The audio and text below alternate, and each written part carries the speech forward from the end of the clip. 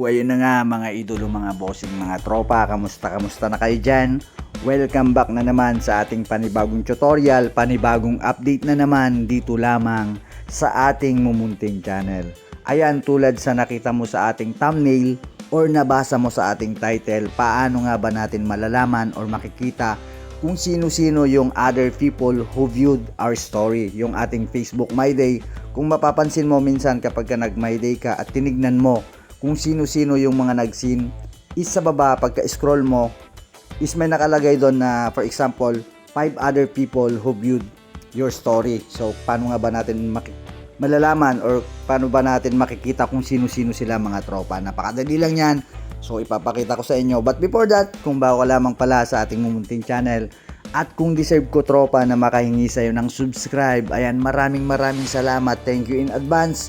Kung may time ka pa, tap mo na rin yung bell icon dyan sa baba para ikaw ang unang makapanood, manotify sa ating mga susunod pang may mga kabuluhang mga tutorial, mga content, mga tropa. Like muna natin itong ating video ngayon, malaking tulong yan para sa ikalalago, ikauunlad ng ating Mumunting Channel. So ayun na nga, paano ba natin malalaman or makikita kung sino-sino yung other people na nag-view sa ating Facebook My Day, mga tropa, or story. So ayan, open ko muna yung aking wifi, yan.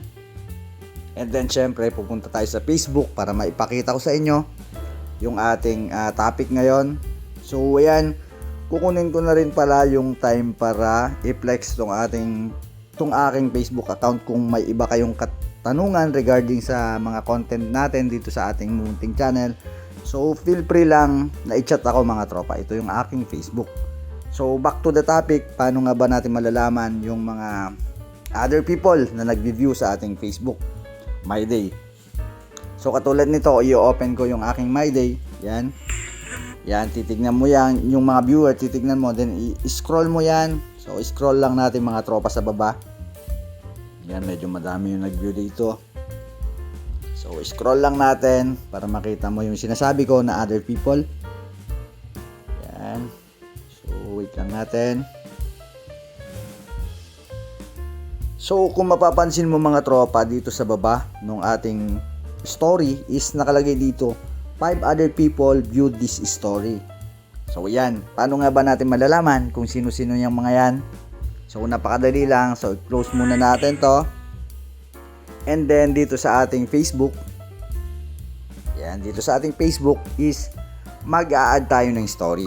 Yan, pipindutin lang natin or itatap natin itong add to story, mga tropa. And then pagdating natin dito, mga tropa, is pupunta lang tayo sa right upper part, itong icon na setting icon, mga tropa. Itatap mo lang yan and then mapupunta ka dito sa dashboard nitong ating story, and then pupunta ka lang dito sa custom, mga tropa.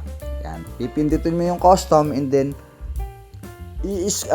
isa-swipe left mo itong mga tao na to. Isa-swipe left mo, ganyan. So isa-swipe left mo and then ito na, mga tropa, marahil ito yung mga other people na nag-view sa ating Facebook My Day, mga tropa.